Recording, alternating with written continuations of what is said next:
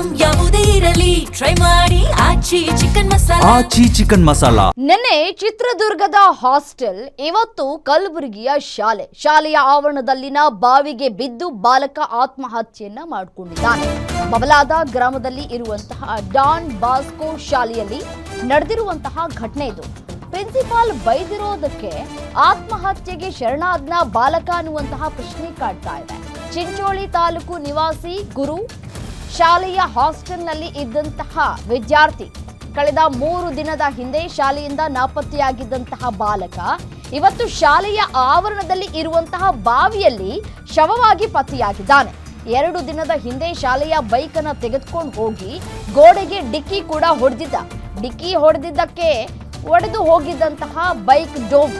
ಇದಕ್ಕೆ ಬೈದು bike repair ದುಡ್ಡನ್ನ ಭರಿಸುವಂತೆ ಪ್ರಿನ್ಸಿಪಾಲ್ ಹೇಳಿದ್ರಂತೆ. ಇದರಿಂದ ಹೆದರಿ ವಿದ್ಯಾರ್ಥಿ ಆತ್ಮಹತ್ಯೆಯನ್ನ ಮಾಡಿಕೊಂಡಿರುವಂತಹ ಶಂಕೆಗಳು ವ್ಯಕ್ತವಾಗ್ತಾ ಇದೆ. ಕಲಬುರಗಿಯ ಸಬ್ ಅರ್ಬನ್ ಪೊಲೀಸ್ ಠಾಣಾ ವ್ಯಾಪ್ತಿಯಲ್ಲಿ ನಡೆದಿರುವಂತಹ ಘಟನೆ ಇದು. ಬೈಕ್ ಅನ್ನ ತೆಗೆದುಕೊಂಡು ಹೋಗಿ ಗುದ್ದಿದ್ದರಂತೆ. ಸೊ ಆ ಗುದ್ದಿದ ರಭಸಕ್ಕೆ ಬೈಕ್ನ ಡೂಮ್ ಎಲ್ಲವೂ ಕೂಡ ಹಾಳಾಗಿದೆ. ಇದರಿಂದಾಗಿ ಪ್ರಿನ್ಸಿಪಾಲ್ ಬೈದಿದ್ರಂತೆ, ಅಷ್ಟು ಗೊತ್ತಾಗೋದಿಲ್ವಾ ನಿಮ್ಗಳಿಗೆ ಅಂತ ಹೇಳಿ. ಸೊ ಹಾಗಾಗಿ ಬೈದ್ರು ಅನ್ನುವಂತಹ ನೆಪಕ್ಕೆ ವಿದ್ಯಾರ್ಥಿ ಆತ್ಮಹತ್ಯೆನ ಮಾಡಿಕೊಂಡ್ರ. ಯಾಕಾಗಿ ಸೂಸೈಡ್ ಮಾಡಿಕೊಂಡ್ರು? 15 ವರ್ಷ ಅಂತ ಹೇಳಲಾಗ್ತಾ ಇದೆ.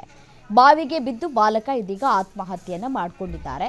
ಅಪ್ಪ ಅಮ್ಮನೇನಾದರೂ ಕರೆಸಿ ಮಾತನಾಡ್ತೀನಿ ಅಂತ ಹೇಳಿದ್ರು, ಏನು ಕತೆನೋ, ಅಥವಾ ಈ ದುಡ್ಡನ್ನ ನೀನೇ ಬರೆಸ್ಬೇಕು ಅಂತ ಹೇಳಿದ್ದಕ್ಕೆ ಭಯಗೊಂಡು ಎಲ್ಲಿಂದ ತೆಗೆದುಕೊಂಡು ಬರೋದು ಈಗ ದುಡ್ಡನ್ನ ಅಂತ ಹೇಳಿ ಆತಂಕಗೊಂಡು ಆತ್ಮಹತ್ಯೆಗೆ ಮುಂದಾದರೂ ಗೊತ್ತಿಲ್ಲ.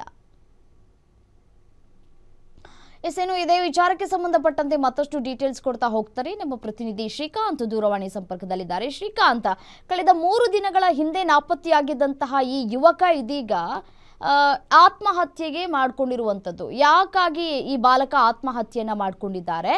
ಸೊ ಏನಾದರೂ ಮಾಹಿತಿ ಸಿಗ್ತಾ ಇದೆಯಾ? ಡೆತ್ ನೋಟ್ ಏನಾದರೂ ಸಿಕ್ಕಿದೆಯಾ? ಅಥವಾ ಪ್ರಿನ್ಸಿಪಾಲ್ ಬೈದಿದ್ದಕ್ಕೆ ಈ ರೀತಿಯಾಗಿ ಆತ್ಮಹತ್ಯೆ ಮಾಡ್ಕೊಂಡ್ರ ಈ ಬಾಲಕ ಅಂತ? ಯಶ್ರಮ, ಏನು ಕಳೆದ 3 ದಿನಗಳ ಹಿಂದೆ ನಾಪತ್ತೆ ಆದಂತಹ ಬಾಲಕ ಇದೀಗ ಶಾಲೆಯ ಆವರಣದಲ್ಲಿರುವಂತಹ ಬಾವಿಯಲ್ಲಿ ಶವವಾಗಿ ಪತ್ತೆ ಆಗಿರುವಂತಹ ಘಟನೆ ನಡೆದಿರುವಂತದ್ದು. ಏನು ಕಲಬುರಗಿ ನಗರ ಜಿಲ್ಲೆಯ ಬಬಲಾದ ಗ್ರಾಮದಲ್ಲಿರುವಂತಹ ಡಾನ್ ಬಾಸ್ಕೋ ವಸತಿ ಶಾಲೆಯಲ್ಲಿ ಈ ಘಟನೆ ನಡೆದಿದೆ ಅಂತಾನೆ ಹೇಳ್ಬೋದು. ಏನು ಕಲಬುರಗಿ ಜಿಲ್ಲೆ ಚಿಂಚೋಳಿ ತಾಲೂಕಿನ 9ನೇ ತರಗತಿಯನ್ನು ಓದ್ತಿದ್ದಂತಹ ಗುರು ಎಂಬ ಬಾಲಕ ಇದೀಗ ಬಾವಿಗೆ ಹಾರಿ ಆತ್ಮಹತ್ಯೆಯನ್ನ ಮಾಡಿಕೊಂಡಿದ್ದಾನೆ. ಏನು ಈತ ಕಳೆದ 3 ದಿನಗಳ ಹಿಂದೆ ನಾಪತ್ತೆಯಾಗಿದ್ದ.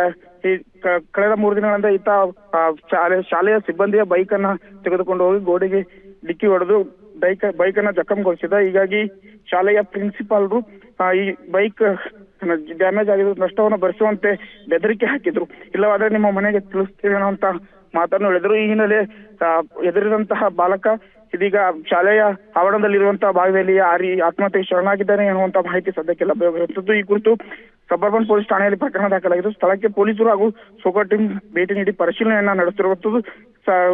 ಇನ್ನು ಶಾಲೆಯ ಸಿಬ್ಬಂದಿಗಳಿಗೆ ಕೇಳಿದ್ರೆ, ನಾವು ಯಾವುದೇ ರೀತಿಯ ಬೆದರಿಕೆ ಹಾಕಿಲ್ಲ, ಆತ ತಂದೆ ಇಲ್ಲದ ಮಗ, ಹೀಗಾಗಿ ಆತನನ್ನ ಡಾನ್ ಬಾಸ್ಕೋ ಶಾಲೆ ಸಂಸ್ಥೆಯು ಶಿಕ್ಷಣವನ್ನ ನೀಡುತ್ತಾ ಬಂದಿತ್ತು. ಆತನನ್ನ ವಸತಿ ಶಾಲೆಯಲ್ಲಿ ಇರಿಸಿ ಆತನನ್ನ ಶಿಕ್ಷಣ ನೀಡುವ ಮೂಲಕ ಆತನ ಒಳ್ಳೆಯದನ್ನೇ ಬಯಸಿದೆ ಹೊರತು ಆತನಿಗೆ ಕೆಟ್ಟದನ್ನ ಬಯಸಿಲ್ಲ ಎನ್ನುವಂತ ಸಂಜಾಸನ ಇದೀಗ ಶಾಲೆಯ ಪ್ರಿನ್ಸಿಪಾಲ್ ಹಾಗೂ ಆಡಳಿತ ಮಂಡಳಿ ನೀಡುತ್ತಿರುವಂತದ್ದು. ಸದ್ಯ ಆತನ ಸಾವಿಗೆ ನಿಖರ ಕಾರಣ ತಿಳಿದು ಬಂದಿಲ್ಲ. ಇದು ಆತ್ಮಹತ್ಯೆ ಅಥವಾ ಬೇರೆ ಯಾವುದೋ ಕಾರಣಕ್ಕೆ ಬಾಲಕ ಮೃತಪಟ್ಟಿದ್ದಾನೆ ಎನ್ನುವ ಕುರಿತು ಪೊಲೀಸರ ತನಿಖೆಯ ನಂತರವೇ ಸತ್ಯಾಸತ್ಯತೆ ಹೊರಬರಲಿದೆ. ರಮ್ಯಾ, ಶ್ರೀಕಾಂತ್, ಕಳೆದ 3 ದಿನಗಳ ಹಿಂದೆ ನಾಪತ್ತೆಯಾದಂತಹ ಸಂದರ್ಭದಲ್ಲಿ ಈ ಬಾವಿಯಲ್ಲಿ ಹುಡುಕಾಟ ಮಾಡುವಂತಹ ಕೆಲಸಗಳಾಗ್ಲಿಲ್ವಾ? ಈ ಬಾವಿ ಎಲ್ಲಿದೆ? ಈ ಶಾಲೆಯಿಂದ ಹತ್ತಿರನೇ ಇದೆಯಾ? ಏನ್ ಕತೆ ಅಂತ? ರಮ್ಯಾ, ಏನು ಅಂದ್ರೆ ಶಾಲೆಯ ಆವರಣದಲ್ಲಿಯೇ ಬಾವಿ ಇರುವಂತದ್ದು. ಏನು ಬಾವಿ ತೆರೆದ ಬಾವಿ ಆಗಿದ್ದರಿಂದ ಇಲ್ಲಿ ಶಾಲೆಯ ಮಕ್ಕಳು ಓಡಾಡ್ತಿದ್ರು ಕೂಡ ಶಾಲೆಯ ಆಡಳಿತ ಮಂಡಳಿ ಆಗ್ಲಿ, ಅದು ಸಂಬಂಧಪಟ್ಟ ಅಧಿಕಾರಿಗಳಾಗ್ಲಿ, ಆಡಳಿತ ಮಂಡಳಿ ಅಧಿಕಾರಿಗಳು ಯಾರು ಕೂಡ ಈ ಬಗ್ಗೆ ತಲೆ ಕೆಡಿಸ್ಕೊಂಡಿಲ್ಲ.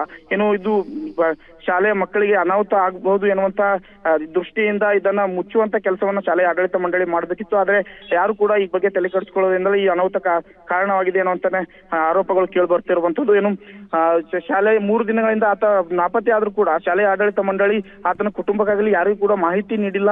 ಇನ್ನು ಆತನ ತಂದೆ ಮೃತಪಟ್ಟಿದ್ದು ತಾಯಿ ಮಾನಸಿಕ ಅಸ್ವಸ್ಥ ಎನ್ನುವಂತಹ ಮಾಹಿತಿ ಸದ್ಯಕ್ಕೆ ಲಭ್ಯವಾಗಿರುವಂತದ್ದು. ಈ ಕುರಿತು ಆಡಳಿತ ಮಂಡಳಿ ಮಾಹಿತಿಗೆ